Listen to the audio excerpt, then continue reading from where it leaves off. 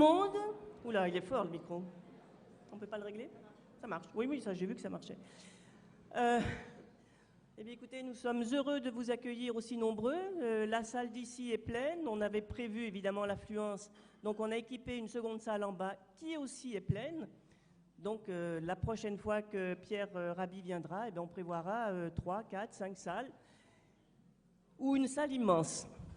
Donc, nous sommes très heureux de vous accueillir ici pour la première fête des AMAP, qui, grâce à ce soleil radieux et à la bonne volonté de tous les AMAPiens de Marseille, s'est déroulée d'une façon magnifique jusqu'à présent. Donc, j'espère que vous avez pu justement vous rencontrer tous, qui êtes dans des quartiers différents et qui n'avaient pas l'occasion de vous rencontrer. Donc, maintenant, nous allons laisser la parole à Pierre Rabhi. Je pense que, vu le nombre que vous êtes, vous le connaissez tous, bien sûr. Il est inutile de le présenter. Donc, c'est le président d'honneur de Terre et Humanisme. Et Pierre va nous parler de plein de choses qui, quand vous partirez, vous verrez, vous vous sentirez très différent et certainement meilleur en partant que vous n'étiez en arrivant. Voilà.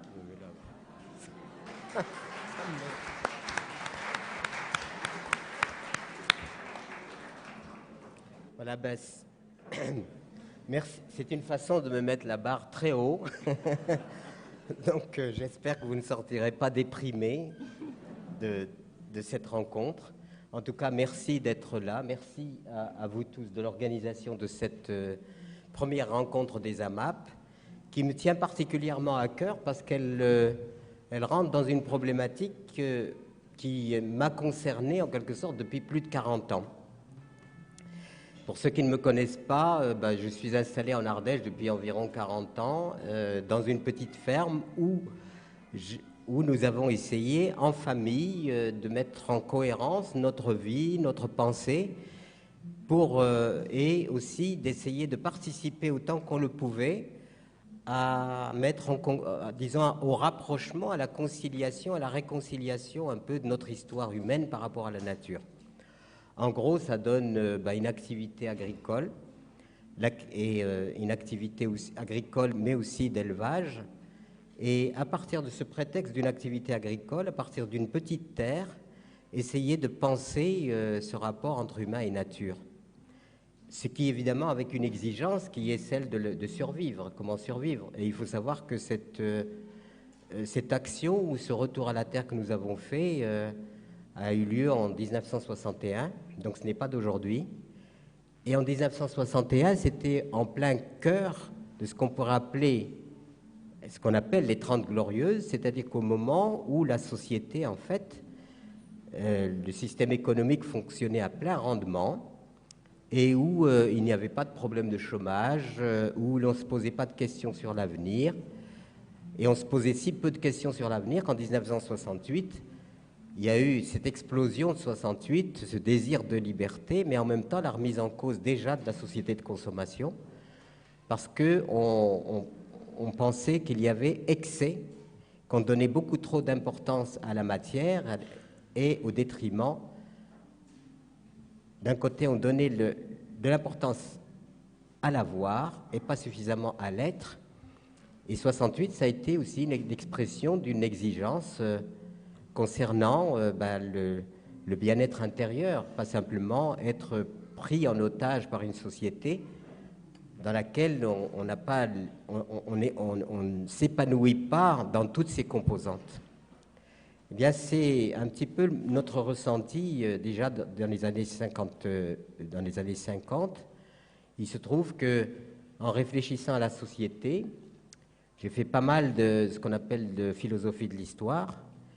Et quand je me suis trouvé engagé dans la société d'aujourd'hui, étant de double culture, étant natif du Sahara, du désert, ça m'a amené quand même à m'interroger sur sa signification réelle, c'est-à-dire sur ce qui était vrai, sur ce qui était faux.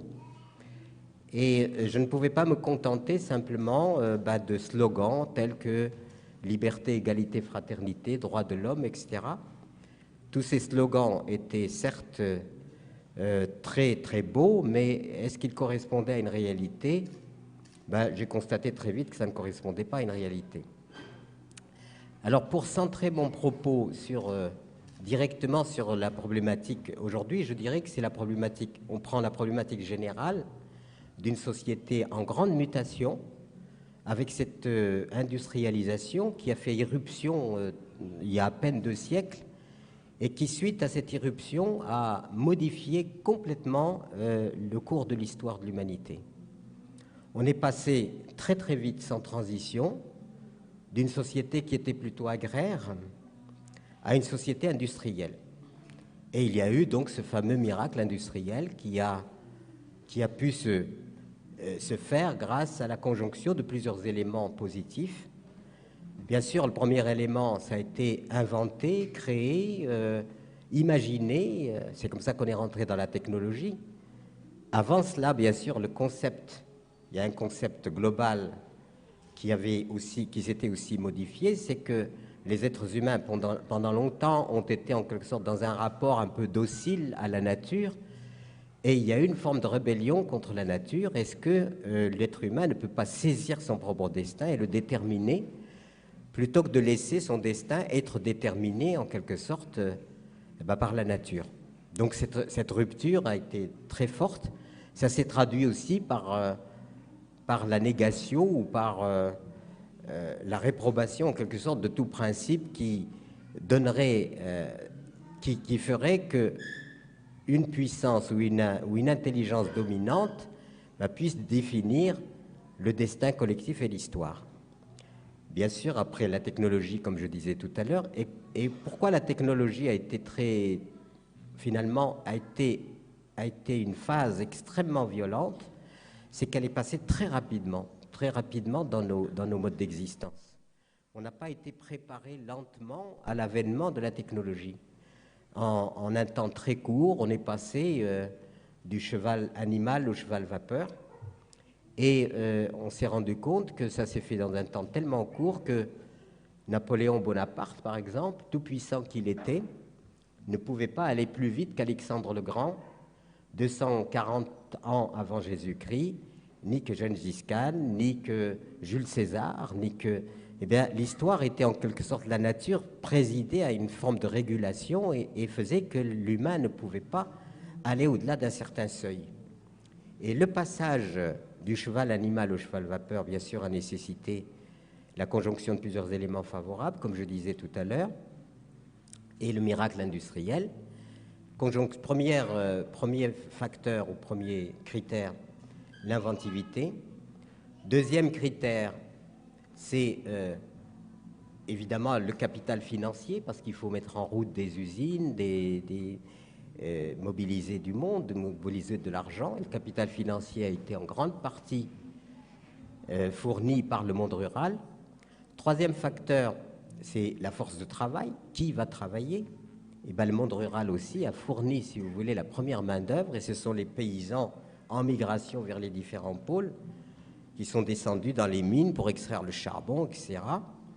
Et le quatrième facteur absolument décisif, sans lequel eh bien, nous ne serions pas au niveau de prospérité dans lequel nous sommes, qui est un niveau qui a outrepassé vraiment tout ce qui peut se passer sur la planète, c'est que par voie de colonisation, eh bien, l'Europe s'est taillée sur la planète des grands empires qu'on a appelés les empires coloniaux. Et ces empires coloniaux pouvaient permettre finalement à l'Europe à la fois de se soulager des excédents de population qui auraient ruiné son propre territoire, et à la fois d'aller chercher, fusil en main évidemment, toutes les ressources sur la planète. Quand on parlait par exemple de l'Empire britannique, on disait que le soleil ne se couchait jamais sur l'Empire britannique.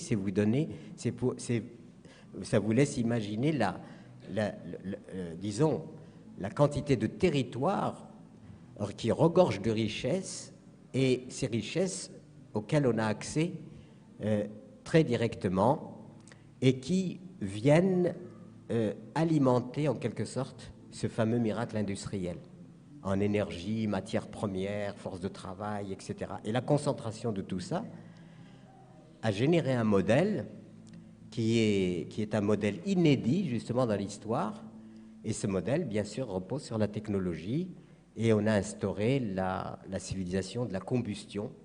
Nous sommes ici tous grâce à la combustion. C'est-à-dire que nous ne sommes pas... Si nous étions tous venus en calèche, il y aurait plein de calèches dehors, mais nous sommes venus avec des voitures et avec cette absurdité d'un ratio qui est que nous circulons avec des véhicules. Moi, je pèse 50 kilos tout mouillé, vous voyez, et il me faut 1,3 tonne pour me déplacer. Ouais. 1,3 tonne pour déplacer 50 kilos, ça ne s'est jamais vu dans l'histoire. Même un cheval, il peut tracter au moins 2 fois son propre poids, au minimum 2 fois, 3 fois. Et il y avait une rationalité. Mais le tout a généré une vision du temps et de l'espace différent. L'accélération a permis évidemment de dire les distances se raccourcissent, mais en raccourcissant les distances, évidemment, la planète s'est rapetissée puisqu'on peut accéder très rapidement aux autres continents. Jamais ça ne s'est fait. Et puis en même temps, l'espace s'est modifié et à la fois le temps s'est modifié. Alors quand vous êtes dans une entreprise de la région parisienne, comme je l'ai été dans les années 50, et que vous n'avez pas de qualification, et puis que vous êtes OS, ouvrier spécialisé, c'est-à-dire l'ouvrier spécialisé, l'OS, c'est celui qui n'est spécialisé en rien. On vous appelle OS pour ne pas vous vexer, mais en fait, on nous aurait appelé homme à tout faire, c'était vraiment ça. Et alors là, il y a une expérience très intéressante au cœur de l'entreprise parce qu'elle était représentative d'un des grands éléments de ce paradigme de la technologie qui allait aboutir évidemment au modèle, qui allait instaurer et confirmer le modèle dans lequel nous sommes. Il ne faut jamais oublier que cette technologie, elle n'a pas servi que le bien, elle a servi aussi la guerre. On a pu rendre les guerres très efficaces. Le meurtre, on a rendu très efficace grâce à la technologie. La créativité ne s'est pas bornée à dire on va soulager l'être humain. On a aussi toute une technologie, malheureusement, qui a fait le contraire de soulager l'être humain. C'est-à-dire qu'elle l'a non seulement asservi, mais elle a donné au genre humain, qui est de nature violente, les outils efficaces de son autodestruction. Et tout cela, a mis en route ce fameux paradigme. Et quand vous êtes dans une entreprise et que vous essayez de comprendre ce qu'est l'entreprise et quel est le fondement de l'entreprise, est-ce que c'est vraiment fait pour véritablement participer à l'évolution globale de l'humanité, c'est-à-dire à permettre de répartir les ressources et les biens et de venir vraiment au secours de l'humanité, vous constatez d'une part que le paradigme nouveau est loin d'avoir résolu le problème de l'humanité et qu'il n'y a qu'un cinquième de la population du monde qui a bénéficié en quelque sorte de ce fameux progrès qui a été prôné, proposé véritablement comme étant véritablement l'ouverture vers le grand bien-être. Et aujourd'hui, on est en train de se demander si les bénéfices qu'on a tirés de ce progrès, qu'on a tiré un cinquième de l'humanité de ce progrès, si les dégâts, si la réparation de ce que ce progrès a induit en termes de destruction des sociétés, en termes des sociétés humaines, en termes de pollution, en termes de dégradation de la biosphère, si les réparations ne coûteraient pas beaucoup plus cher que les bénéfices qu'en ont tiré un cinquième du genre humain. Donc si vous voyez cette asymétrie et ce bilan, évidemment, ce bilan est extrêmement négatif. Et si aujourd'hui nous sommes confrontés à cette problématique de l'écologie, c'est-à-dire à essayer de nous mettre à jour de la nature elle-même, qu'on a tellement négligé qu'on a détérioré, c'est parce que nous n'avons pas été attentifs à un ordre qui était un ordre plutôt universel établi bien avant nous, et nous l'avons transgressé. Cette transgression, aujourd'hui, nous sommes en train de les payer, et je pense qu'on peut les payer encore beaucoup plus cher. Donc ce modèle, pour moi, a été un accident, un grave accident. Pourquoi ? Parce que la technologie a évolué très fort, mais la conscience humaine qui doit maîtriser cette technologie, elle, est en retard. Et encore aujourd'hui, nous sommes attardés par rapport aux prodiges technologiques que nous mettons en place. Et du coup, nous avons accéléré le processus de dégradation et donc nous accélérons les processus de finitude, c'est-à-dire ceux qui peuvent nous amener vraiment au chaos généralisé, ce chaos qui s'amorce déjà. Mais le tout eh bien, a été orchestré par un principe, une idéologie, qui est l'idéologie de la croissance économique indéfinie. Nous n'avons pas compris que nous vivons sur une planète, que cette petite planète, c'est une oasis, une petite oasis, toute petite, perdue dans un immense désert sidéral, astral et sidéral, et que l'humanité n'a que cette oasis. Si nous avions encore d'autres planètes, on pourrait dire, une fois qu'on a usé celle-là, ben on va ailleurs. Mais ce n'est même pas le cas, puisque nous sommes consignés sur cette petite planète, et il est étonnant que nous n'ayons pas perçu deux choses. Que nous n'ayons pas perçu une première chose, c'est que la planète étant limitée, on ne peut pas lui appliquer un système illimité. Le toujours plus indéfini accélère le processus d'épuisement de cette... C'est comme si nous étions dans un bateau et on devient boulimique pour épuiser les ressources qui doivent nous aider à faire toute la croisière et en même temps qui sont des ressources qui doivent revenir, bien sûr, aux générations futures. Donc on n'a pas perçu cela. Et l'autre élément qui m'étonne, c'est que nous n'avons pas compris que instaurer un modèle reposant sur l'antagonisme, c'est-à-dire sur la confrontation et sur la compétitivité, est un modèle qui porte en germe les destructions finales. Et cette compétitivité, on l'enseigne aux enfants. Dès l'école, on fonctionne sur la compétitivité. Et là, il y a une sélectivité de l'humanité haut de gamme et de l'humanité bas de gamme. Donc moi, quand je reviens dans mon entreprise et que j'essaye de configurer cette entreprise, on trouve une pyramide dans laquelle il y a des gens très importants en haut de la pyramide, et ils sont peu nombreux, et des gens très peu importants en bas de la pyramide. Et moi, je faisais partie, en quelque sorte, des gens peu importants, puisque j'étais OS.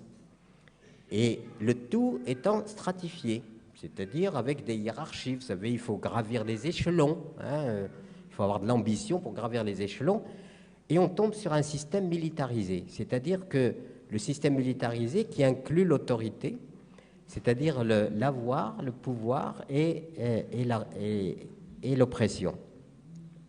Et ainsi, dans ce schéma pyramidal, avec des êtres humains haut de gamme, des êtres humains bas de gamme, on est complètement à l'envers de ce qu'on pourrait appeler l'équité, qui est indispensable à l'organisation du vivre ensemble. S'il n'y a pas d'équité dans le vivre ensemble, je ne vois pas comment un peuple peut survivre si les uns dévorent les autres, si on instaure une anthropophagie planétaire sur un système dit économique, basé sur le toujours plus indéfini, et ben ça amène finalement à une aliénation, bien sûr, de la personne humaine.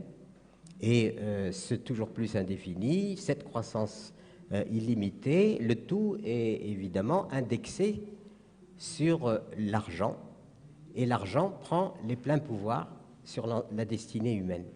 Il a tellement pris le pouvoir qu'aujourd'hui, celui qui n'a pas d'argent n'est plus rien. C'est l'argent qui décide si vous devez exister ou pas. Voilà. C'est pas la vie elle-même qui décide de votre existence, c'est l'argent. Parce que l'argent est considéré comme celui qui est représentatif de toutes les richesses. Et aucune richesse n'est comptabilisée si elle n'est pas tarifée, si elle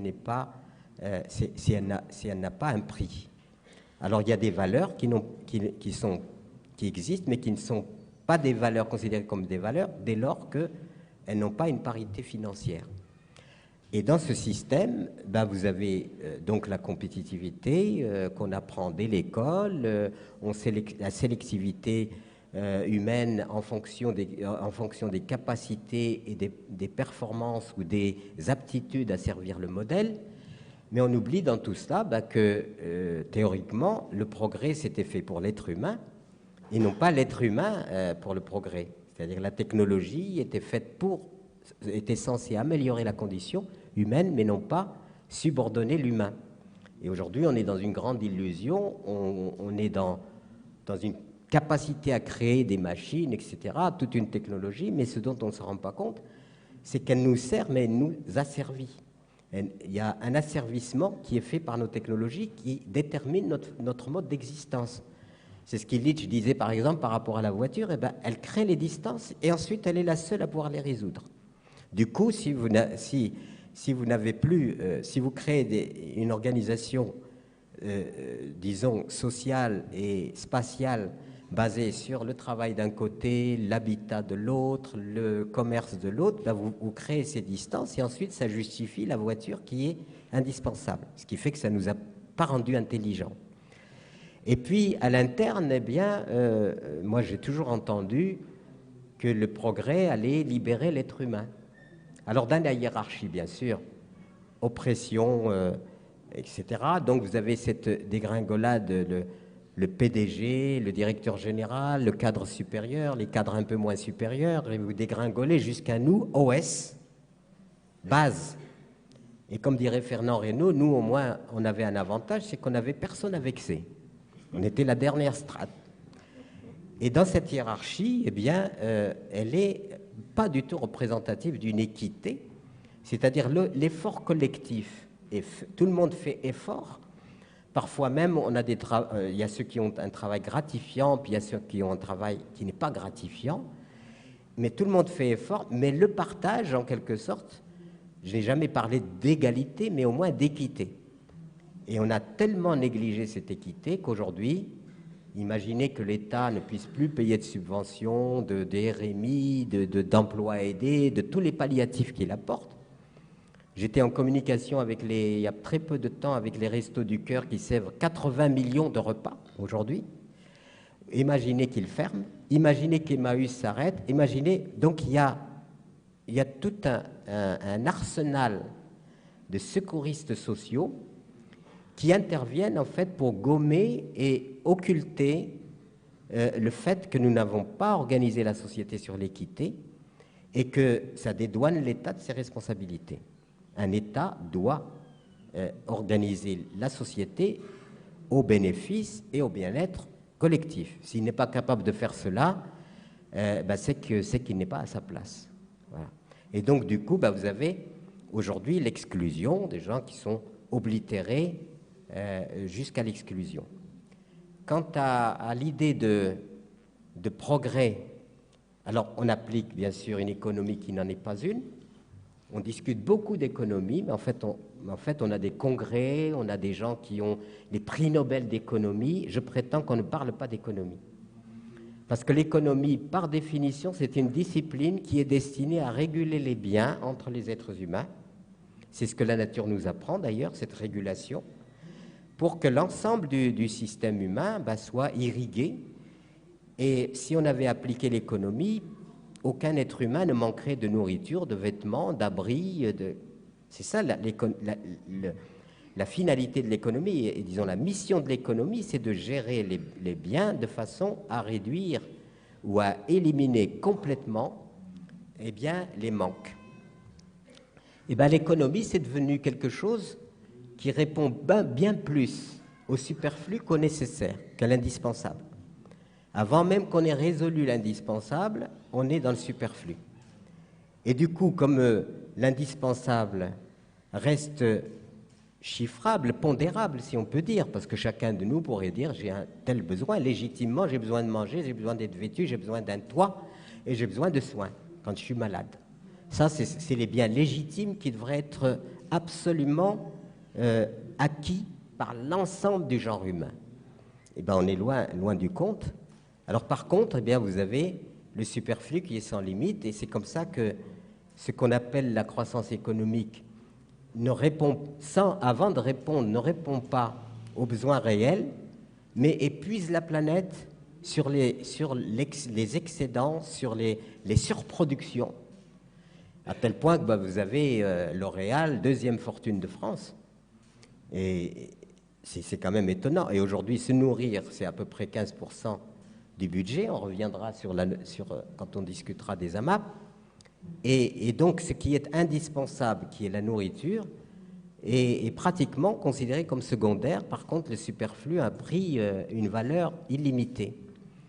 Et cette valeur illimitée, eh bien, on ne lui met pas de limite puisque, si vous voulez, rien ne vous empêche, aucune loi ne vous interdit d'avoir 40 yachts, en caricaturant, 50 avions privés, si vous voulez. Rien, absolument rien ne met une limite à l'être humain dans ce processus d'accaparement et d'accumulation. Il suffit que vous soyez, évidemment, âpre au gain et à vouloir et avoir l'ambition de vouloir les choses, ben, peu importe, vous pouvez y aller, allez-y, hein, la planète est faite pour ça. Seulement quand vous faites cela, il n'y a aucune loi morale qui intervient pour vous dire, écoutez, vous en avez trop, il faut quand même laisser un peu aux autres. C'est-à-dire qu'il n'y a rien qui limite, c'est ça l'ultralibéralisme qui gère l'ensemble de la planète. Quant à la libération de l'être humain, qui était en fait le postulat du système moderne, eh bien, il n'y a qu'à voir l'itinéraire d'un être humain dans la modernité pour se rendre compte qu'on est loin de l'humanisme qui était escompté et qu'on est dans un enfermement permanent. De la maternelle jusqu'à l'université, on est enfermé. Ensuite, il y avait des casernes, vous savez, on était enfermé dans des casernes. Ensuite, si je vous demande où est-ce que vous travaillez, je suis persuadé que beaucoup travaillent dans des petites boîtes ou des grandes boîtes. Tout le monde travaille dans des boîtes. Si vous demandez aux jeunes où est-ce que tu es allé t'amuser, je suis allé m'amuser en boîte. Tu y es allé comment? Dans ma caisse. Et puis, il y a la boîte à vieux et la dernière boîte que je vous laisse deviner. Donc, voilà l'itinéraire, si vous voulez, d'un être humain dans la modernité. De sa naissance à sa mort, il est pris en otage par un système et ne peut pas décoller en tant qu'otage, il ne peut plus se libérer de cet emprisonnement et il est obligé de se conformer à un modèle, même si ce modèle ne lui convient pas, c'est-à-dire qu'il en souffre, qu'il ne trouve pas de sens, que ça ne va pas, eh bien, il est obligé d'assumer ce modèle. Alors tout ça a provoqué évidemment au plan mondial des disparités fantastiques. Il y a quelque temps, quand on parlait du Nord-Sud, on disait qu'il y a 1/5 de la population disposant de technologie qui consommait les 4/5 des ressources produites sur la planète. Donc ce qui fait que cette asymétrie se prolonge et vous avez maintenant, par exemple, quand on prend l'avion pour aller dans les pays du Sud, eh bien on va pour se distraire, pour se divertir. Et ceux qui cherchent à venir du sud vers le nord, c'est parce qu'ils ont faim et qu'ils manquent de nourriture et ils sont en besoin de survie. Donc cette asymétrie de destin collectif par rapport à l'ensemble du genre humain, évidemment, met en évidence que notre modèle n'est pas approprié et que ce modèle, il faut vraiment en changer. Il faut vraiment en changer. Et ça a été un petit peu notre... Quand je me suis présenté aux élections en 2002, ben c'était pour dire le modèle actuel, on va s'épuiser à vouloir l'aménager, alors que c'est un modèle qui est incompatible avec l'histoire de l'humanité, avec les besoins réels de l'humanité.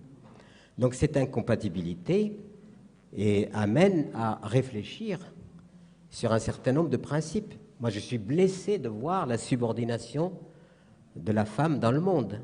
C'est quand même anormal que la moitié, chacun de nous est issu de ces deux principes féminins et masculins, sans lesquels aucun de nous ne serait ici. Donc je ne vois pas pourquoi l'un serait dévalué ou dévalorisé par rapport à l'autre.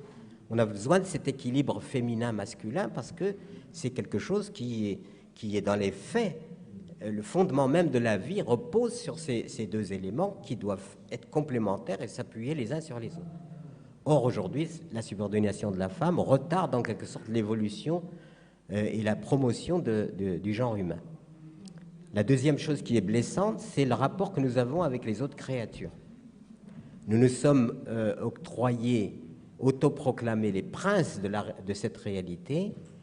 Et après avoir commencé notre existence, enfin notre avènement par une peur panique du monde qui nous environnait, eh bien nous avons dominé ce monde et toutes les autres créatures ont été subordonnées. Nous avons envahi leur territoire, nous les éliminons, nous les exterminons, nous faisons disparaître chaque jour des espèces qui ont le droit de vivre aussi, Je ne vois pas pourquoi, si la vie les a créés, ils ont le droit aussi d'exister. Alors nous abusons de notre spécificité qui est que nous disposons pour dominer après avoir été des êtres extrêmement fragiles face aux autres créatures, qui étaient elles beaucoup mieux pourvues que nous pour survivre. Eh bien il se trouve que nous disposons de l'entendement, nous disposons de la conscience, j'espère.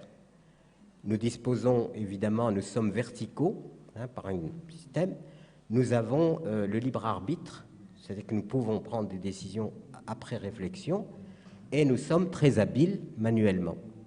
Et en ayant tous ces attributs, eh bien, on les a utilisés non pas pour servir, aimer, respecter, mais les avons servis pour asservir et dominer tout ce qui nous entoure, et nous nous sommes autoproclamés vraiment les rois de la création. Les rois, les religions ont beaucoup participé d'ailleurs à nous donner cette illusion. Et aujourd'hui, nous en sommes à nous dire que nous avons dominé la nature, ce qui est évidemment une illusion dont on est en train de se relever, de sortir, parce que ça a été une illusion terrible. On ne domine pas la nature, ça n'est pas vrai. D'autant plus que nous sommes nature. Et quand nous nous regardons, nous sommes des mammifères, nous faisons partie du genre mammifère, qu'on le veuille ou non. Et de ce fait, nous sommes reliés à cette organisation de la vie qui part de la terre, va vers le végétal, l'animal, l'être humain, tout ça est relié avec les éléments. Et bien tout ça, c'est le système dans lequel nous vivons. Et ce système et l'avènement de l'humain a accéléré les processus de destruction d'une biosphère. Il a fallu 4,5 milliards d'années pour qu'une petite biosphère advienne, pour qu'elle soit construite. Et cette biosphère, imaginez, prenez un ballon, vous le mettez dans un sac plastique, et puis l'épaisseur du sac plastique, c'est la biosphère. C'est-à-dire c'est grâce à elle que nous sommes ici aujourd'hui, parce que c'est elle qui nous nourrit, c'est elle à laquelle, et en particulier cette terre nourricière, à laquelle nous devons absolument notre survie. Eh bien, en très peu de temps, on a commencé bien sûr à la détériorer depuis longtemps, mais dans un système relativement ralenti, avec des populations relativement faibles, ce qui fait que les prélèvements que faisait l'être humain, ou les détériorations que faisait l'être humain étaient corrigées par la nature parce qu'elle était encore dans une dynamique d'équilibre. Et puis, avec ce que je disais tout à l'heure, l'avènement de la technologie nous a donné des outils qui accélèrent le processus de dégradation de notre biosphère. Entre quelqu'un qui a une hache pour abattre un arbre et un autre qui a une tronçonneuse, vous savez, c'est le même acte, si vous voulez, sauf que d'un côté, il y a une efficacité redoutable, et de l'autre côté, il y a quelque chose qui, malgré tout, limite, régule, etc. Donc, en faisant sauter tous ces verrous et toutes ces limitations, eh bien, nous sommes aujourd'hui en danger de nous-mêmes. C'est-à-dire que nous-mêmes, nous sommes en danger de nous-mêmes. Et comme nous sommes la seule espèce qui s'autodétruit, c'est-à-dire qui détruit sa propre espèce, l'homme contre l'humain, eh bien, aujourd'hui, la détresse et la violence sont en croissance indéfinie, servies par cette technologie qui se perfectionne.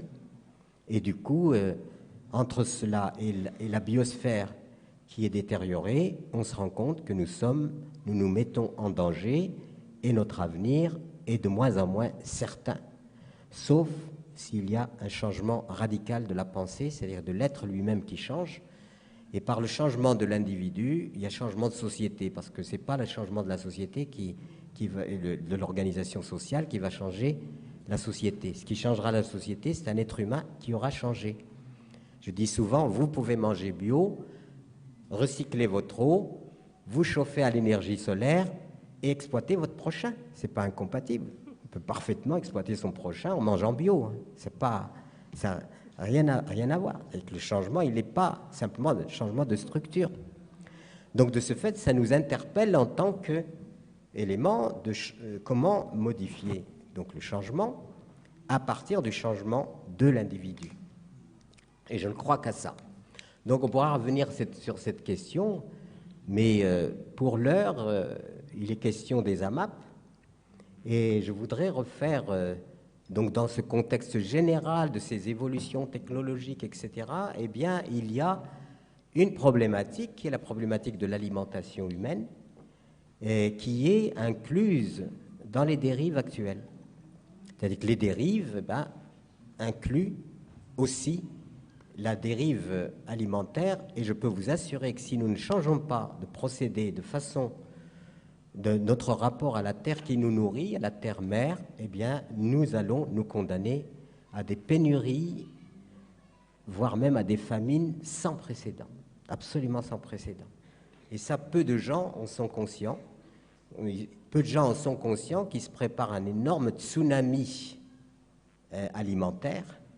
Et là, on risque d'être surpris. Vraiment surpris parce que nous sommes installés dans des certitudes selon lesquelles nous maîtrisons notre alimentation, alors que c'est totalement faux. Quand l'alimentation humaine, elle s'est instaurée, si vous voulez, dans un premier temps. L'être humain était un chasseur, cueilleur, pêcheur, collecteur. Il collectait, il savait à peu près quels étaient les aliments comestibles dans son territoire.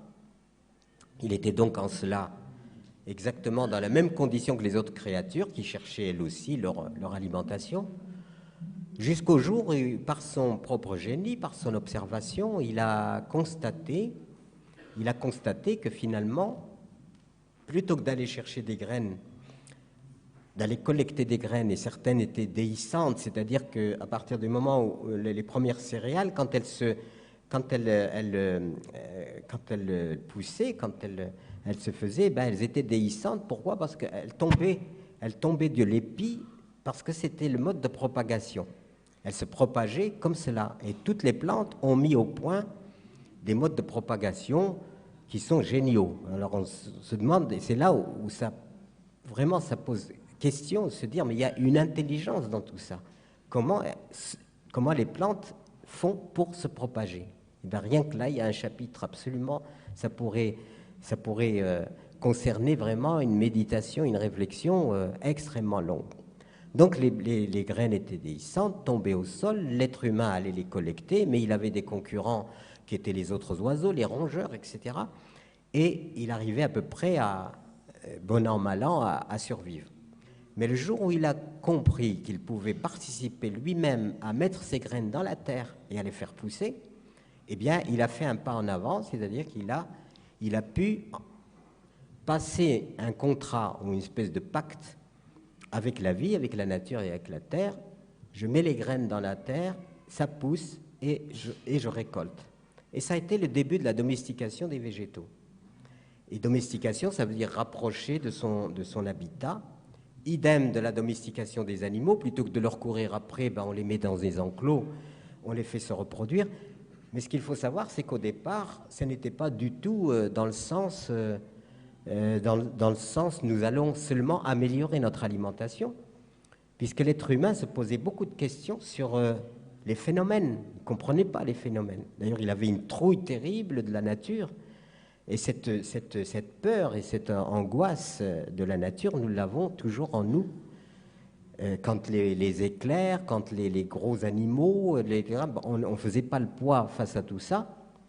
Et donc, les premiers résultats en agriculture, ce n'était pas tellement nous allons améliorer l'alimentation, nous allons rendre grâce aux divinités et dans des rites propitiatoires, pour que ces divinités nous protègent, etc. Et ensuite, ça a évolué, bien sûr, vers des rituels de plus en plus perfectionnés, mais on gardait toujours le rapport au mystère. C'est-à-dire, c'est le mystère qui agit, mais qui agit, c'est ce qu'on trouve dans les cosmogonies. Chaque peuple a sa cosmogonie, c'est-à-dire une représentation mentale d'un autre monde abstrait. Et cette représentation définit le mode d'organisation sociale. Et puis, chemin faisant, l'agriculture s'est perfectionnée, c'est-à-dire qu'on a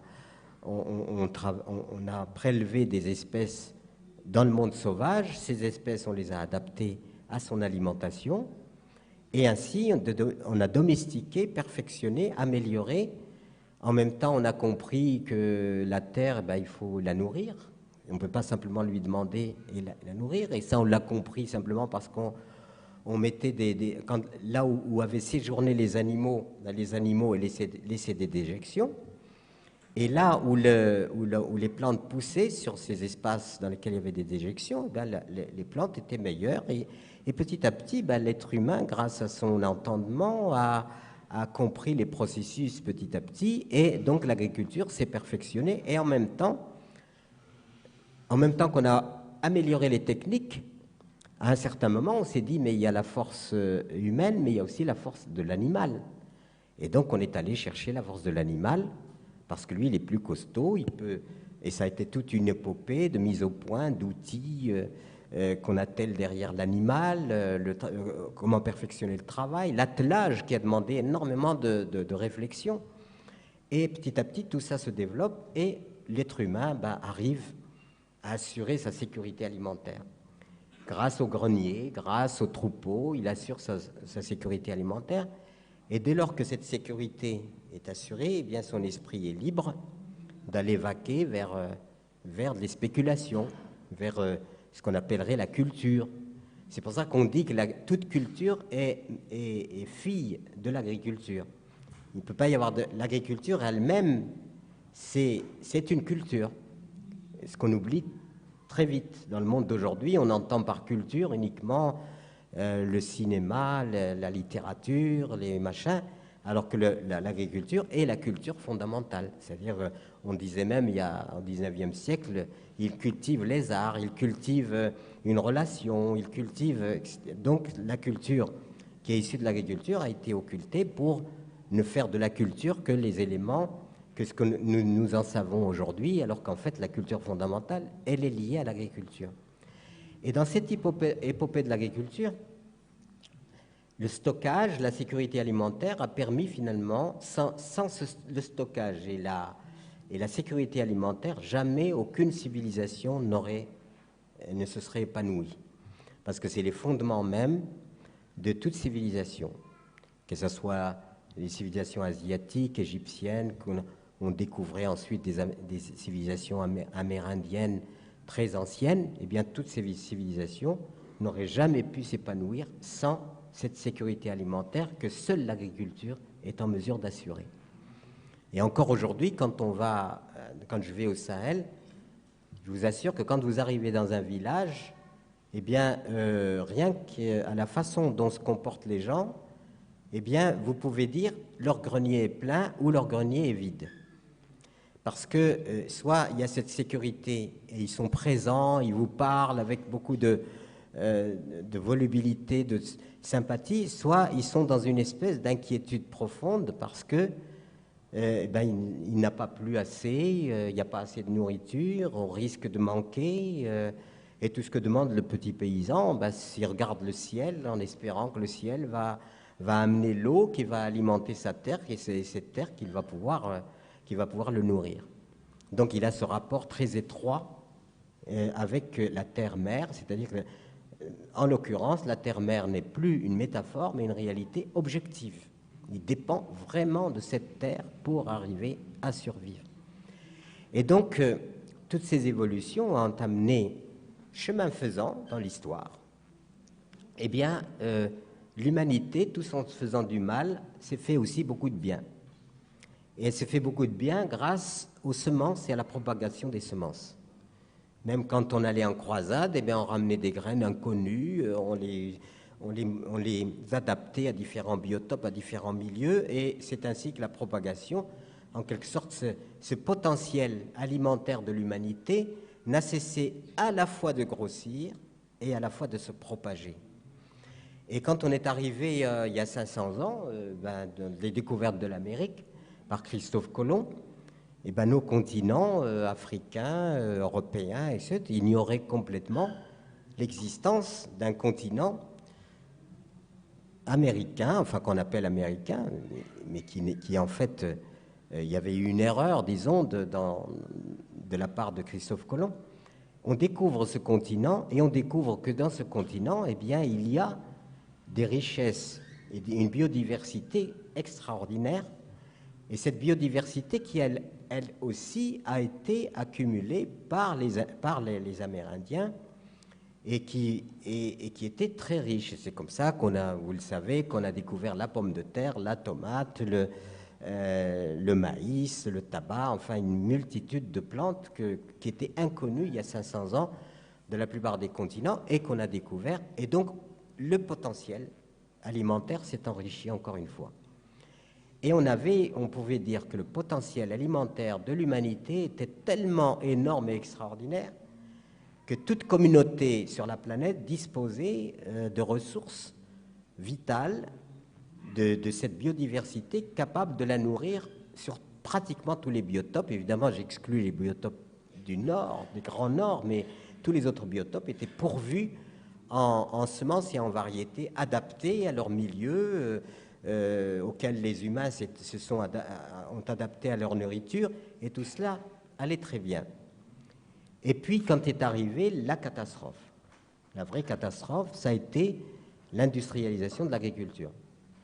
Et à partir du moment où on a industrialisé l'agriculture, c'est-à-dire qu'on est passé d'un principe agraire élémentaire, eh bien, qui était généralisé, et où l'industrialisation et la technologie sont rentrées en jeu, eh bien, les pays technologiquement avancés ont plutôt fait le choix de l'industrialisation. Et à ce moment-là, comment finalement faire qu'on puisse mobiliser des populations importantes pour venir dans les différents pôles et travailler à l'avènement de l'industrie et en même temps nourrir les populations? Donc il y a eu des recherches, il y a eu des chercheurs nombreux, et parmi lesquels celui qui a émergé le plus, c'était un certain Justus von Liebig, qui a donné, vous savez, le nom à la tablette de bouillon cube, vous savez, le bouillon. Il faisait sa discipline, c'était la chimie organique. Et Liebig se pose la question légitime, comment est-ce qu'un sol est fertile? Comment ça fonctionne? Alors, il a pris des plantes cultivées, il les a brûlées, il a analysé les cendres. Et en analysant les cendres, il a découvert qu'il y avait 4 éléments majeurs, N, P, K, CaO. Et il s'est dit finalement, la plante a prélevé ces substances dans le sol, donc elle a appauvri le sol en ces substances, et d'autant plus que ces substances sont externalisées, puisqu'elles vont aller vers les villes, c'est-à-dire que la terre va s'appauvrir de ces substances. Mais comment restituer ces substances? Eh bien, ça a été de dire, eh bien, puisque le NPK, c'est-à-dire les nitrates, le phosphore, le K, c'est le kalium, c'est lié à la déesse Kali, c'est la déesse Kali, donc le potassium et le calcium, eh bien, nous allons restituer ces substances à la terre, et la terre va de nouveau retrouver sa fertilité. Et à l'époque, ces substances étaient produites, parce qu'on avait été arrivé à faire la synthèse des nitrates, mais elles n'étaient pas du tout produites pour l'agriculture, mais pour la guerre. Les nitrates ont remplacé le salpêtre, on faisait des bombes à phosphore, donc des explosifs, etc. Il n'était pas du tout des questions d'agriculture, mais puisque nous disposions de ces substances, eh bien on les expérimente, on fait des expérimentations avec parcelles témoins, enfin comme on fait, et on constate que là où on met ces substances-là, la production est énorme par rapport à là où aux terres qui n'ont pas reçu ces substances. Et à partir de ce moment-là, ça a été Eureka, nous avons trouvé la solution pour augmenter la productivité. Et donc, enfin, l'être humain dispose de moyens pour éradiquer les pénuries et les famines dans le monde. Et comme dans les pays occidentaux, l'option industrielle dominée, eh bien, qu'à cela ne tienne, puisque nous avons ces substances, l'industrie va produire des machines, on va envoyer aux paysans ces substances qui produisent massivement, donc les engrais dits artificiels. On va lui envoyer des machines. Au début, c'était de la mécanique à traction animale, vous savez, des choses que l'industrie produisait, mais dont l'énergie était encore métabolique, animale. Et ensuite, eh bien, on va inclure le moteur à explosion dans la machine, et la machine devient autotractée, ce qui fait qu'un seul producteur, eh bien, il va nourrir 15, 20 personnes, 30 personnes, etc., au fur et à mesure qu'il est équipé, qu'il a ses engrais, et on rentre dans un nouveau paradigme, c'est-à-dire un nouvel ordre et une agronomie industrialisée. Et cette agronomie industrialisée part sur le principe produisons massivement de façon à ce que la majorité des populations rurales puissent être mobilisées à la promotion de l'industrie. Et donc on arrive à ce déséquilibre où on amorce la désertification du monde rural et au contraire l'augmentation des populations urbaines. Et ainsi, eh bien, la productivité industrielle permet de compenser les manques. Et on augmente de plus en plus, mais en allant toujours sur ce principe des engrais artificiels. Et sauf que dans ce scénario, on a oublié une chose extrêmement importante, c'est qu'un sol, ce n'est pas simplement un substrat dans lequel on met des substances pour faire pousser des choses. Qu'un sol, c'est vivant. C'est un être vivant à part entière. Et quand on essaye de le comprendre, eh bien, il est d'une complexité incroyable. Il fait l'objet d'une multitude de disciplines. Microbiologie du sol, physique du sol, chimie du sol, toutes les disciplines conjuguées arrivent à peu près à donner une idée générale de ce que signifie ce substrat, enfin cet organisme vivant, mais n'en donne pas, évidemment, ne donne pas une explication exhaustive, parce que c'est extrêmement compliqué. Mais ce qui apparaît immédiatement, c'est que la vitalité d'un sol, elle est due, la vitalité du sol ne nous a pas attendus.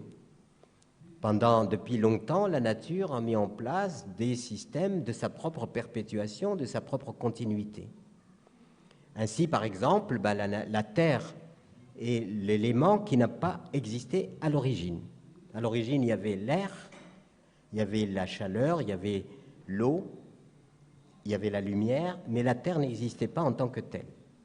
La terre est née en dernier grâce à tout ce travail, à un travail conjugué entre les différents éléments qui ont fait petit à petit apparaître les premiers organismes végétaux qui ont eux-mêmes, qui se sont comme les lichens, bien avant il y a d'autres processus, mais on part du lichen, eh bien le lichen en tant que végétal primaire, primitif, et on commence à s'amorcer la création du sol à partir de la photosynthèse, de les micro-végétaux, etc. Je ne parle pas du monde de l'eau qui a sa propre vitalité et sa propre complexité. Et la Terre est le résultat d'une combinaison entre le monde organique et le monde minéral. Et cette combinaison du monde organique et du monde minéral met en route un processus où tout ce qui naît, grandit, s'épanouit, décline, et les déchets produits par le déclin sont remis en route dans le processus pour redonner naissance à la vie, pour restimuler la vie. Ce qui fait que la fameuse formule « rien ne se perd, rien ne se crée », eh bien c'est ça, la nature n'a pas de poubelle, et tout ce qu'elle produit, elle le programme pour être recyclé et pour rentrer dans le cycle de la vie. Et bien c'est comme ça que le cycle de la vie est mis en route, et vous le comprendrez quand vous allez dans la forêt et que vous voyez l'automne, les litières, les feuilles mortes tombent au sol. Eh bien ces feuilles mortes, ces débris, etc., sont une litière qui est issue de ce qui a vécu mais qui ne vit plus. Et ce déchet, si vous avez la curiosité d'écarter la litière de l'année pour regarder la litière qui est sous la litière de l'année, vous allez découvrir une matière qui est en évolution, qui est brunâtre, plus ou moins. Si vous creusez encore, vous allez trouver carrément une matière brunâtre et vous allez aboutir à une substance qui est une substance noble et une substance fondamentale de la fécondité de la terre, qui est l'humus. Et l'humus va, lui, pénétrer dans le sol et il va se combiner avec la matière minérale. Et cette combinaison de l'humus avec la matière minérale va vous donner le complexe argilo-humique, lequel donne la terre fertile. C'est-à-dire la terre qui nous nourrit réellement. Et l'humus a une telle importance déjà, en latin, il avait il était approché comme quelque chose d'extrêmement important, puisqu'étymologiquement, humus, humilité, humanité, humidité, C'est la même chose, même étymologie, parce qu'il a un fait, c'est évidemment une substance, mais à la fois, symboliquement, c'est quelque chose qui est issu de la dégradation, de la transformation des déchets. Et donc, cette transformation des déchets donne cet humus qui, lui, va relancer la vie, et la terre a besoin à tout prix d'humus. Et c'est ce que les agrobiologistes ont compris. Les agrobiologistes ont compris qu'il ne s'agissait pas simplement d'aller chercher des substances, de mettre dans le sol, ou des substances synthétiques qui vont rentrer comme un corps étranger dans la terre et qui vont détériorer son métabolisme, ces substances vont s'adresser à la plante sans passer par le sol. C'est comme ça que vous pouvez cultiver sans sol, pratiquement, avec simplement du gravier. Vous mettez des substances, vous faites pousser des plantes, sauf que ces plantes vont être déficientes et que si vous ne rentrez pas dans le processus de la vie et que vous prenez ce chemin artificiel, eh bien, vous fragilisez les plantes. Et les plantes devenant fragiles, elles sont malades. Étant malades, eh bien, ça justifie de les soigner. Et justifier de les soigner, ça justifie les pesticides. Et on rentre dans le cercle infernal dans lequel nous sommes prisonniers aujourd'hui, d'une nourriture qui est abondante dans les pays du Nord, à cause de la technologie, mais qui en même temps est une nourriture qui véhicule de plus en plus de nuisances. Et aujourd'hui, il est incontestable que la nourriture, cette nourriture frelatée, cette nourriture industrielle dévitalisée parce qu'elle n'a pas respecté, elle n'a pas été réalisée en fonction des lois fondamentales de la vie, eh bien, véhicule des nuisances et porte atteinte à la santé publique. Et c'est pour ça que je dis, bientôt, bien sûr, elle ne coûte pas cher, 12 à 15% du budget des ménages, donc c'est pas beaucoup, par rapport à il y a 40, 50 ans où elle était encore à 30-40%, et encore avant, elle était à 60, 70, 80%. Eh bien, aujourd'hui, la nourriture est devenue banale dans les pays du Nord, et ces pays du Nord qui surproduisent, mais qui affament l'autre partie de la planète. Parce qu'avec cette règle, d'un côté, vous avez une surproductivité due à l'industrialisation et à la technologie, de l'autre côté, vous avez des paysans qui, eux, continuent à produire sur le modèle traditionnel et qui rentrent en compétitivité dans le terme des échanges planétaires, c'est-à-dire de la tarification des produits de la matière première, eh bien, ce combat complètement injuste, l'agriculture qui prétendait nourrir l'humanité, elle affame l'humanité, parce que les gens ne peuvent plus survivre par leurs propres moyens.